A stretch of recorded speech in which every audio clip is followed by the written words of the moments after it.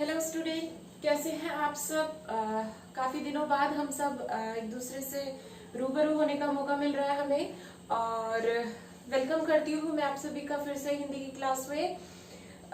देखिए, हम लोगों ने आज का जो हमारा टॉपिक है वो है भाषा और व्याकरण। इस टॉपिक को शुरू करने से पहले कुछ चीजें हम भाषा के बारे में समझ लेते हैं कि भाषा होती क्या है। एक छोटा सा उदाहरण लेती हूँ कि आप अपने घर पर अपनी माँ से कुछ बात कह रहे हैं, आपको भूख लगी है और आप बड़ी जोरों से पेट में चूहे कूद रहे हैं। उस समय आप अपनी माँ को ये कहना चाहते हैं कि भूख लगी है, ठीक है, और मुझे कुछ खाने के लिए दे दीजिए।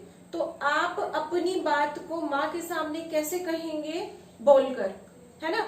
तो जब भी हम अपनी बात को जब कोई भी विचार या हमारे मन में कोई भाव आता है, हम दूसरों को बताते हैं, और वही भाव और विचार जिस तरीके से हम दूसरों को बताते हैं वही हमारी क्या कहलाती है? भाषा। बिना भाषा के अगर हम कल्पना करें कि भाषा नहीं होती हमारे पास, तो हम कैसे अपनी बातों को एक दूसरों को बता सकते थे? ये पॉसिबल ही नहीं था कि हम अपनी बातों को एक दूसरों को बता सके। तो भाषा जो है वो एक बहुत ही कहीं महत्वपूर्ण चीज है, इम्पोर्टेंट चीज है हम लोगों के लिए। और यही आज का हमारा टॉपिक है, जिसमें हम भाषा के बारे में पढ़ेंगे और उसके बाद हम व्याकरण पढ़ेंगे कि हमें व्याकरण की क्यों जरूरत पड़ी। तो चलिए शुरू करते हैं सबसे पहले भाषा से। देखिए, मैंने अभी आपको उदाहरण बताया कि जब हमें भूख लगी है और माँ से बताना है तो हम बोलकर बता देते हैं।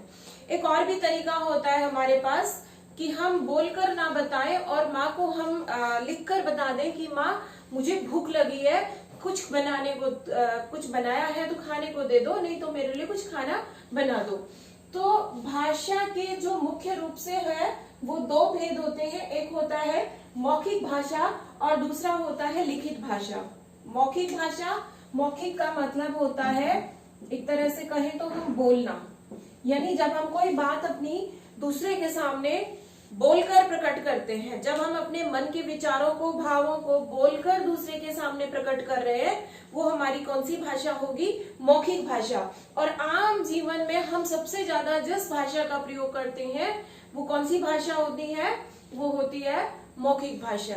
चाहे वो हम घर पर हो, चाहे हम कक्षा में हो, चाहे हम ग्राउंड में हो, चाहे हम पार्क में हो, हम मोस्टली जिस भाषा का प्रयोग करते हैं वो भाषा है हमारी मौखिक भाषा। उसके बाद बात करते हैं लिखित भाषा की। तो लिखित भाषा में, लिखित का मतलब क्या होता है? देखिए, लिखना। यहाँ हम अपनी भाषा, अपनी बात को दूसरों के सामने, अपने मन के विचारों को, अपने मन के भावों को जब दूसरों के सामने प्रकट करते हैं तो वहां बोलकर नहीं करते, बल्कि लिखकर अपनी बात को वहां पर बताया जाता है। जैसे अगर पहले जमाने की बात करें तो पहले जमाने में मोबाइल फोन नहीं हुआ करते, और जो है अपने घर से दूर रहने वाले बच्चों को या अपने किसी फैमिली मेंबर को या अपने किसी रिलेटिव को जो है उनके समाचार प्राप्त करने के लिए, उनके कुशल क्षेम पूछने के लिए जिस भाषा का प्रयोग किया जाता था वो होता था लिखित भाषा, पत्र लिखकर। ठीक है, अब हमारे पास मोबाइल फोन हो गए हैं, तो हमें जब किसी से कोई बात करनी होती है, जब किसी का हालचाल पूछना होता है, हम मोबाइल उठाते हैं और शुरू कर देते हैं बात करना। तो ये बात हो गई बोलकर यानी मौखिक भाषा, और पत्र लिखा वो हो गई हमारी लिखित भाषा। अब मोबाइल में हम व्हाट्सएप खोला और व्हाट्सएप पे जब हम चैट कर रहे होते हैं, है ना, तो चैट में हम क्या कर रहे हैं? भाई वर्ड्स को लिख रहे हैं, तो फिर चैट्स भी कौन सी भाषा हो गई? हमारी लिखित भाषा। तो इस तरह से भाषा के दो मुख्य भेद होते हैं। देखिए, ये दो मुख्य भेद है। मुख्य का मतलब होता है मेन। इसके अलावा भी एक रूप होता है भाषा का जिसको हम कहते हैं सांकेतिक भाषा। इसको हम कहते हैं सांकेतिक। संकेत शब्द से बना, इक प्रत्यय लगा तो शब्द बन गया सांकेतिक। अर्थात कई बार क्या होता है, हम अपनी बात को बोलकर नहीं कहते, हम अपनी बात को लिखकर सामने वाले को नहीं कहते, लेकिन हम कुछ इशारा करते हैं और इसी इशारे से समझ में आ जाती है कि हम क्या कहना चाह रहे हैं। आपने कई बार क्लास में नोटिस किया होगा कि जब मैम कोई चीज एक्सप्लेन कर रही होती है और बीच में कुछ बच्चे बात करने लग जाते हैं, तो मैम या तो एक बार थोड़ा सा उनकी तरफ घूर कर देखती हैं, या फिर इशारे से उन्हें चुप रहने का जो है इशारा करती हैं, और बच्चे समझ जाते हैं कि मैम व्हाट वांट टू से। तो ये वाला जो तरीका होता है वो आता है हमारा सांकेतिक भाषा का। अमूमन मूक बधिर जो लोग होते हैं, जिसे हम गूंगे या बहरे लोग कह सकते हैं, वो इस भाषा का सर्वाधिक प्रयोग करते हैं। तो मैं यहाँ लिख दे रही हूँ मूक बधिर। मूक का मतलब होता है जो गूंगे, और बधिर का मतलब होता है जो लोग बहरे होते हैं, वो सबसे ज्यादा इस भाषा का प्रयोग करते हैं, जिसे हम कहते हैं सांकेतिक भाषा। क्योंकि भाई बोल नहीं सकता, जब बोल नहीं सकता तो वो क्या करेगा, अपनी बातों को इशारे में समझाएगा। ऐसे ही बहरा जो होता है, अमूमन जो लोग गूंगे होते हैं वो बहरे भी होते हैं। तो ये दोनों ही जो कैटेगरी के बच्चे होते हैं या लोग होते हैं, वो सांकेतिक भाषा का सर्वाधिक प्रयोग करते हैं। अब सबसे ज्यादा इस क्वेश्चन जब आता है तो यहाँ पर बच्चे कंफ्यूज हो जाते हैं कि भाषा के कितने रूप होते हैं। क्वेश्चन इस टाइप का होता है, भाषा के कितने रूप होते हैं। तो अब क्वेश्चन में मान लीजिए ऑप्शन में है 1, 2, 3 या 4। ये हमारे पास 3 ऑप्शन है कि भाषा के कितने रूप होते हैं। तो यहाँ पर बच्चे कंफ्यूज हो जाते हैं अब कि हम कौन सा लिखें। भाई मैम ने तो पहले तो 2 बताए थे, मौखिक और लिखित होता है, फिर मैम ने कहा नहीं भाषा का एक और भी रूप होता है सांकेतिक। अब हम इसमें से 2 का आंसर टिक करें या 3 का करें। तो देखो बच्चों, यहाँ पर हमें क्वेश्चन को ध्यान से पढ़ना होगा। मैंने क्वेश्चन पुट अप किया कि भाषा के कितने रूप होते हैं। जब भाषा के कितने रूप पूछे जा रहे हैं तो सिंपल सी बात है कि आपको सारे ही रूप बताने हैं। ठीक है, तो कितने रूप अगर पूछे जा रहे हैं तो हम यहाँ पर तीसरा उत्तर जो है वो चुनेंगे, क्योंकि भाषा का रूप तो ये भी है ना। तो हम 3 उत्तर चुनेंगे यहाँ पर। तीसरा जो ऑप्शन है हमारा कि भाषा के 3 रूप होते हैं। लेकिन अगर प्रश्न हमारा ये ना होकर इस तरह से हो कि भाषा के मुख्य रूप कितने होते हैं। अब यहाँ पर आपसे पूछ लिया मुख्य रूप, तो मेन अगर बात करें टाइप्स की, तो मेन टाइप्स में हमारे पास 2 ही रूप होते हैं। पहला होता है मौखिक भाषा और दूसरा होता है लिखित भाषा। आई थिंक आप सबको क्लियर हो गई होगी कि कब हमें 2 पर आंसर टिक करना है और कब हमें 3 पर आंसर टिक करना है। अक्सर बच्चे इस क्वेश्चन में कंफ्यूज हो जाते हैं और वो ये सोचते हैं कि अब हम 2 करें या 3 करें, और वहां पर फिर टीचर जो है चेक करते समय टीचर के भी मन में आ जाता है कि अब इसे 2 वाले को ठीक करें या 3 वाले को। क्योंकि भाषा के देखिए क्वेश्चन पर डिपेंड करेगा आपका आंसर। अगर क्वेश्चन में आपको सिर्फ कितने रूप पूछे हैं तब आपका आंसर होगा 3, लेकिन अगर मुख्य रूप पूछा जाए वहां पर आपके आंसर सिर्फ 2 होंगे, और 2 में कौन कौन से होंगे, मौखिक भाषा और लिखित भाषा। इन चीज का आपको ध्यान रखना है। अब आगे बात करते हैं कि मौखिक जो भाषा होती है उस मौखिक भाषा में और क्या क्या चीजें आती है। मौखिक भाषा किस तरीके से हम ग्रहण करते हैं, किस तरीके से हम उसके बारे में सीखते हैं। तो मौखिक भाषा 2 तरीके के इसके देखिए वो होते हैं। एक तो होता है सुनना और दूसरा होता है बोलना। भाई अगर आपके मन में कोई भाव और विचार आया तो आप क्या करेंगे, आप अपने मन के भाव और विचार को बोलेंगे, बताएंगे। अब आप बोल रहे हैं तो कोई दूसरा उसको सुनेगा भी, तभी तो आप बोल रहे हैं। अगर कोई सुनेगा ही नहीं तो हम क्यों बोलेंगे, है ना। तो देखिए 2 चीज हो गई, एक तो हो गया बोलना और दूसरा हो गया सुनना। सुनने वाला होगा तभी बोलने का फायदा है, और बोलने वाला होगा कोई तभी वहां पर कोई सुनेगा। ठीक है, तो मौखिक भाषा के 2 तरीके हो गए, एक हो गया सुनना, दूसरा हो गया बोलना। अब इसके जितने भी एग्जाम्पल्स आ जाए, आपको एग्जाम्पल पूछा जा सकता है कि भाई टेलीफोन पर बात करना ये भाषा का कौन सा रूप है। तो सिंपल सी बात है, टेलीफोन पर हम क्या कर रहे हैं, बोल रहे हैं और दूसरा सुन रहा है, तो ये हमारा कौन सा रूप हो गया, मौखिक भाषा। ऐसे ही भाषण देना, उदाहरण भी मैं इसी के साथ लिख देती हूँ यहाँ पर। टेलीफोन पर बात करना,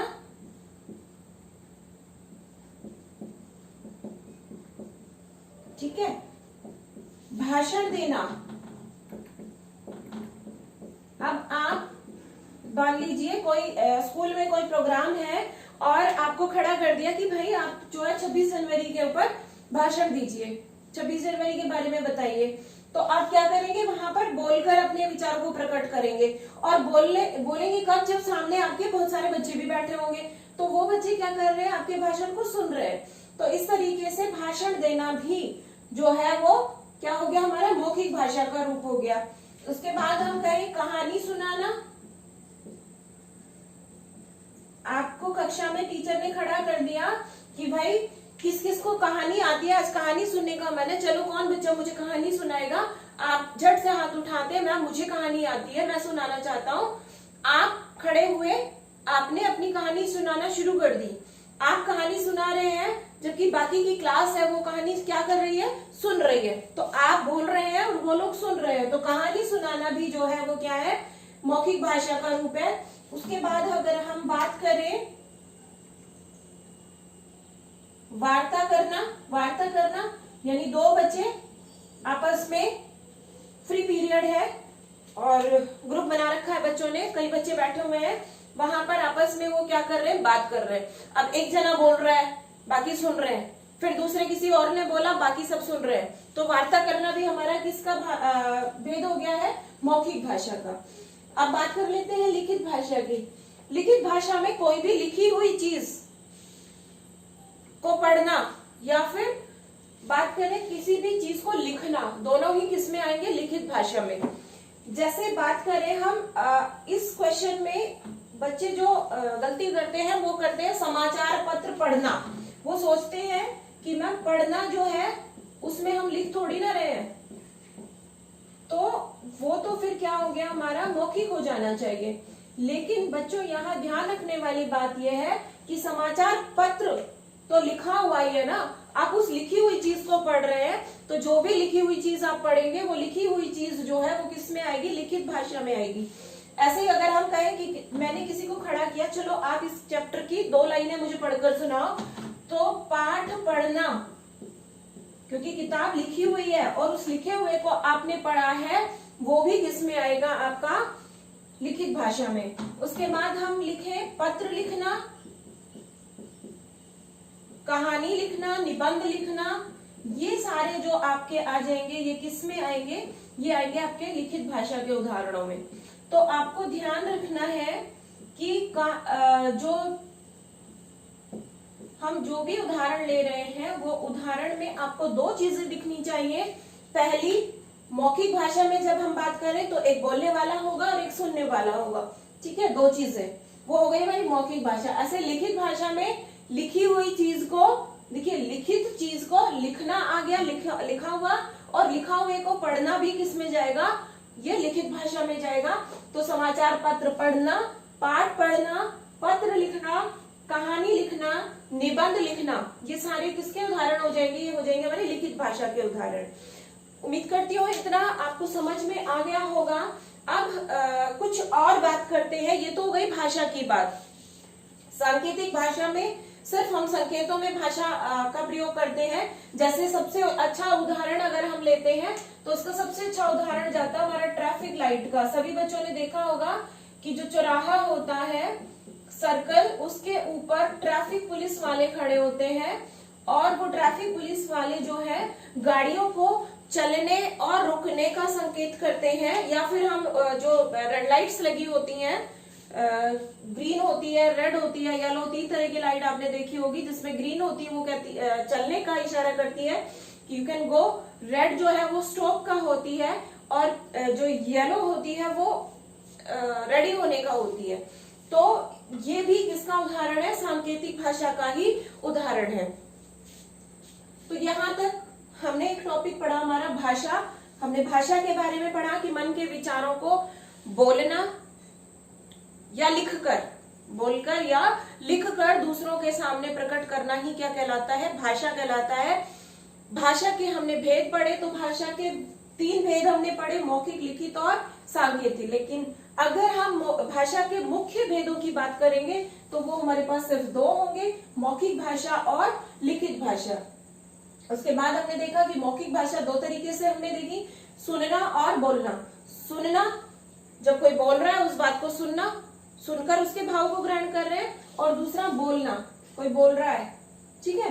तो ये मौखिक भाषा में आएंगे। लिखित भाषा में पढ़ना, लिखी हुई किसी भी चीज को पढ़ना लिखित भाषा में आएगा, और किसी चीज को, किसी बात को, किसी वस्तु को लिखना जो है वो हमारा लिखित भाषा में आएगा। फिर उसके बाद हमने कुछ उदाहरण देखे थे कि टेलीफोन पर बात करना, भाषण देना, कहानी सुनाना, वार्ता करना, ये सारे हमारे मौखिक भाषा के उदाहरण है। उसी तरह से समाचार पत्र पढ़ना, कहानी लिखना, पत्र लिखना, निबंध लिखना, पाठ पढ़ना, ये सारे हमारे लिखित भाषा के उदाहरण हैं। अब आगे इसी बात को हम बढ़ाते हुए जो बात कर रहे हैं वो ये है कि हमारी जो हिंदी भाषा है वो हमारी राज्य भाषा है। देखिए, हम घरों में जो भाषा, सबसे पहले चलिए बात कर लेते हैं मातृभाषा की। पहले तो इसका उच्चारण आप चेक करें। बहुत सारे बच्चे इसे मातृभाषा कहते हैं। अगर ये मातृभाषा होगी तो ये इस तरीके से लिखी जाएगी, लेकिन ये मातृभाषा नहीं होती। शब्द है हमारा मातृभाषा, क्योंकि देखिए यहाँ पर जो ये मात्रा है ये री, ऋषि की मात्रा है, और जब हम इसका उच्चारण री की तरह करते हैं तो यहाँ भी तय के साथ री का ही उच्चारण होगा और शब्द बनेगा मातृ। तो ये हो गया हमारा मातृभाषा। वो भाषा जो बच्चा अपनी माँ से सीखता है। किससे सीखता है? माँ से। वो भाषा जिसे बच्चा अपनी माँ से सीखता है, अपने घर में सीखता है, अपने परिवार वालों से सीखता है, वो उसकी मातृभाषा होती है। मातृ का मतलब क्या होता है? माँ। तो यहाँ से आप याद रख सकते हैं कि जो भाषा बच्चा अपनी माँ से सीखता है वो भाषा मातृभाषा कहलाती है। उसके बाद बात करें राजभाषा। ऐसी भाषा, देखिए हमारे देश में बहुत सारे स्टेट हैं, ठीक है। हमारे देश में हर स्टेट में अलग अलग भाषाएं बोली जाती है। कहते हैं हमारे देश में इतनी भाषाएं हैं कि आप 2 कदम चलेंगे, 2 कोस चलेंगे, 2 कोस पर पानी और वानी दोनों बदल जाती है, यानी भाषा और वहां का पानी जो है, टेस्ट पानी का, वो बदल जाता है। अब इतनी सारी भाषाएं जब हमारे देश में थी तो फिर संकट हमारे सामने ये आया कि हमारे जो जितने भी ऑफिसेज है, जितने भी हमारे, चाहे वो संसद हो, चाहे राज्यसभा हो, लोकसभा हो, या बाकी के जितने भी ऑफिस होते हैं वो हो, वहां पर कौन सी भाषा काम में ली जाए ताकि वो सबको समझ में आए। तो ऐसी भाषा जिनमें राज्य के, हमारे देश के जो काम होते हैं वो भाषा कहलाती है हमारी राजभाषा। और हमारी राजभाषा कौन सी है? तो ये बताते हुए हमें बहुत गर्व महसूस होना चाहिए कि हमारी राजभाषा जो है वो है हिंदी। अब हिंदी ही राजभाषा क्यों है? इसके पीछे भी देखिए कारण है कि आप उड़ीसा में जाएंगे, वहां के लोग उड़िया भाषा बोलेंगे। आप केरल में जाएंगे, वहां के लोग मलयालम भाषा बोलेंगे। आप तमिलनाडु में जाएंगे, वहां के लोग तमिल बोलेंगे। तो इस तरीके से हर स्टेट की अपनी एक जो है भाषा होती है। आप वहां जाकर अगर अपने राजस्थानी बोलेंगे, तमिलनाडु आप गए घूमने के लिए और तमिलनाडु में जाके आपने वहां पर अपनी राजस्थानी भाषा बोलनी शुरू कर दी, तो वहां के लोग नहीं समझ पाएंगे कि व्हाट यू वांट टू से। तो फिर जरूरत पड़ी ऐसी भाषा की जो भाषा तमिल में भी समझ में आ जाए, आप उड़ीसा जाए तो उड़ीसा के लोगों को भी समझ आ जाए, आप केरल जाए तो केरल के लोगों को समझ आए, यूपी जाए तो यूपी के लोगों को समझ आए। और ऐसी भाषा का काम किस भाषा ने किया? आपस में सभी लोगों को जोड़ने का काम किस भाषा ने किया? तो वो थी हमारी मातृभाषा, या कहें हमारी राजभाषा हिंदी। ठीक है। अब हिंदी को राजभाषा कब घोषित किया? यहाँ से एक इम्पोर्टेंट क्वेश्चन निकल कर आता है कि हिंदी को राजभाषा का जो दर्जा है वो दिया गया 14 सितंबर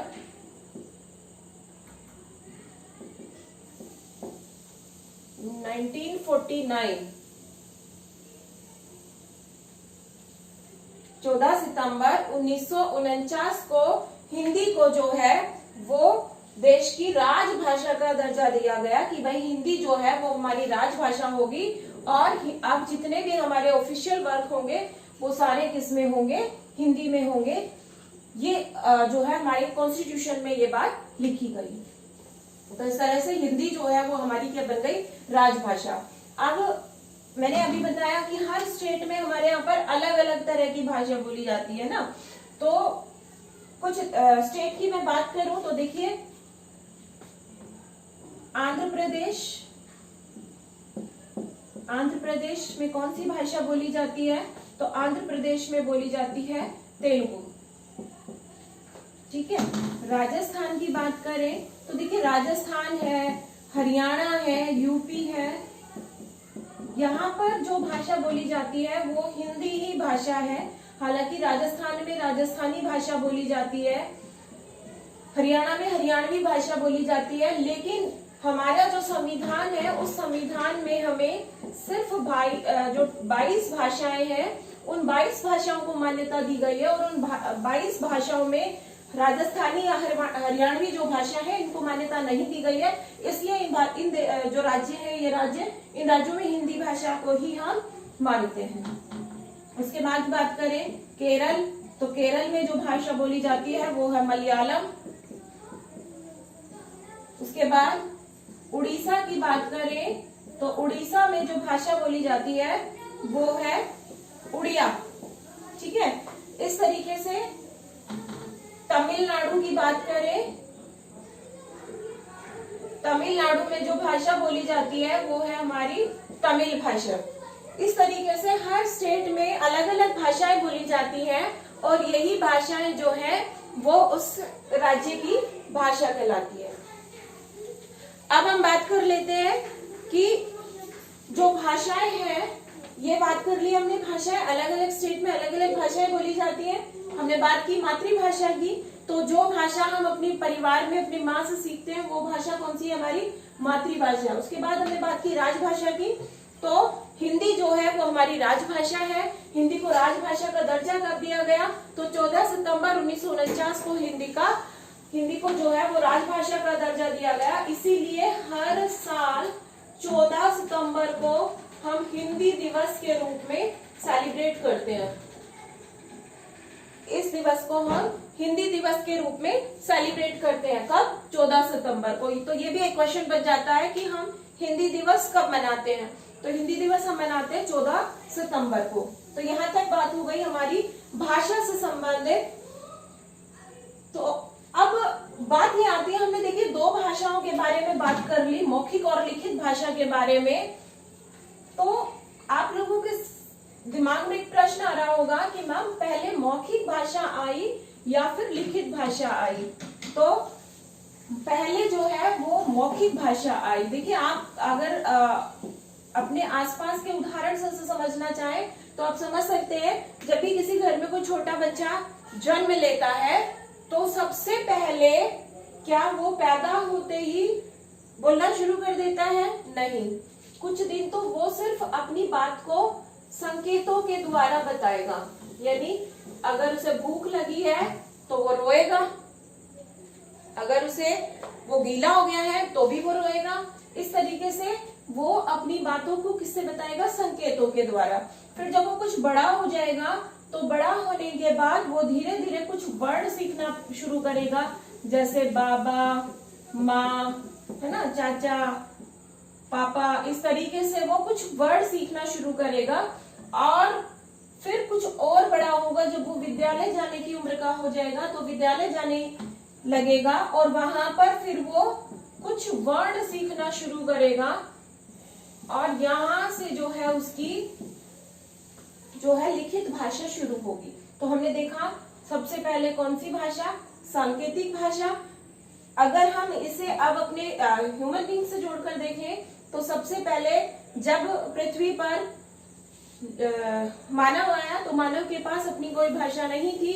मानव आपस में एक दूसरे से बात जो है वो संकेतों के माध्यम से करते थे। धीरे धीरे यहाँ संकेतों के बाद जो आया वो ध्वनियां आई, उसने ध्वनियां निकालनी शुरू की। उसके बाद ध्वनियों के बाद फिर जो है मौखिक भाषा का विस्तार हुआ, और फिर धीरे धीरे मौखिक भाषा के बाद जो विस्तार हुआ वो हुआ लिखित भाषा का। ठीक है, तो इस तरीके से जो है हमारी भाषा का विस्तार हुआ। अब बात कर लेते हैं व्याकरण की, कि व्याकरण क्या होती है और व्याकरण का प्रयोग जो है वो क्यों किया जाता है। तो देखिए, व्याकरण जो शब्द है इसका अर्थ जो है ये 3 शब्दों से मिलकर बना है। पहली बात तो विधन, आधन, करण, इस तरीके से ये 3 शब्दों से जो शब्द बना वो बना हमारा व्याकरण। व्याकरण जो है वो हमें भाषा को शुद्ध रूप से लिखना,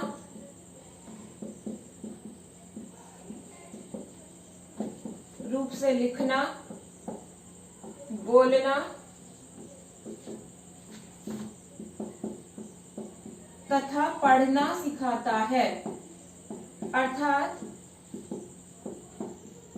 व्याकरण जो है या कहें ग्रामर जो है, चाहे वो हिंदी का ग्रामर हो, चाहे वो इंग्लिश का ग्रामर हो, चाहे वो संस्कृत का ग्रामर हो, किसी भी लैंग्वेज का जो व्याकरण होता है वो भाषा को शुद्ध रूप से लिखना सिखाएगा।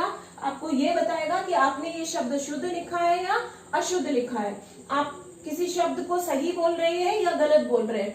अब जैसे शब्द को हम ले, शब्द को ही ले लें तो बहुत सारे लोग शब्द ना बोलकर इसे क्या बोलते हैं, शब्द। अब ये शब्द है या शब्द, ये हमें कहाँ पता चलेगा, ये हमें व्याकरण से पता चलेगा कि भाई बै आधा आ रहा है, बै स्वर रहित है, इसका मतलब जो बै है वो जल्दी बोलेगा, इसलिए ये शब्द बना, ना कि शब्द। तो ये सब सारी चीजें हमें किसने बताई, व्याकरण ने। तो व्याकरण वह शास्त्र है जो भाषा को शुद्ध रूप से लिखना सिखाता है, बोलना सिखाता है और पढ़ना सिखाता है।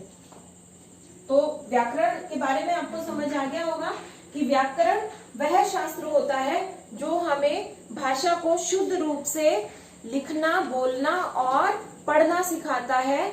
इसके बाद भाषा के जो है 3 जो विभाग माने गए हैं। अब वो 3 विभाग कौन कौन से होते हैं व्याकरण के, तो मैं यही लिख दे रही हूँ। विभाग की बात करें तो 3 विभाग होंगे और 3 विभाग में पहला हो जाएगा हमारा वर्ण विचार, दूसरा है शब्द विचार और तीसरा जो इसका विभाग बनेगा वो बन जाएगा हमारा वाक्य विचार। इन्हें हम हमारे अगले जो क्लास होगी उन क्लासेस में इनके बारे में डिटेल से पढ़ेंगे, व्याकरण के इन विभागों के बारे में कि वर्ण विचार क्या होता है, शब्द विचार क्या होता है और उसके बाद वाक्य विचार क्या होता है। आज हम सिर्फ इतना ही हमारे टॉपिक को कवर करेंगे कि हमने पढ़ा भाषा के बारे में, किसी अपने मन के भावों को, विचारों को बोलकर, लिखकर प्रकट करना ही क्या कहलाता है, भाषा। उसके बाद हमने भाषा के भेदों के बारे में बात की कि भाषा के 3 भेद होते हैं, मौखिक, लिखित और सांकेतिक। उसके बाद हमने पढ़ा कि अगर मुख्य रूप की बात करें तो फिर भाषा के 2 ही रूप होंगे और वो 2 रूप होंगे मौखिक भाषा और लिखित भाषा। उसके बाद हमने बात की कि किस तरह से मातृभाषा जो है वो माँ की ऐसी भाषा जो हम अपनी माँ से सीखते हैं, अपने परिवार से सीखते हैं, वो मातृभाषा, जिसमें हमारे देश के जितने भी राजकीय कामकाज होते हैं वो हमारी राजभाषा कब बनी, तो राजभाषा बनी हमारी 14 सितंबर 1949 को और इसी दिन को हम हिंदी दिवस के रूप में सेलिब्रेट करते हैं। अब उसके बाद हमने व्याकरण के बारे में पढ़ा कि व्याकरण जो है वो भाषा को शुद्ध रूप से पढ़ना, लिखना और बोलना हमें सिखाता है। उसके बाद हमने व्याकरण के विभागों के बारे में भी बात की कि व्याकरण के 3 विभाग होते हैं, जिसमें पहला होगा हमारा वर्ण विचार, दूसरा होगा शब्द विचार और तीसरा है वाक्य विचार। तो उम्मीद करती हूँ कि आपको आज का चैप्टर जो है, आज का टॉपिक समझ में आया होगा। अगले टॉपिक में फिर मिलते हैं, तब तक के लिए धन्यवाद।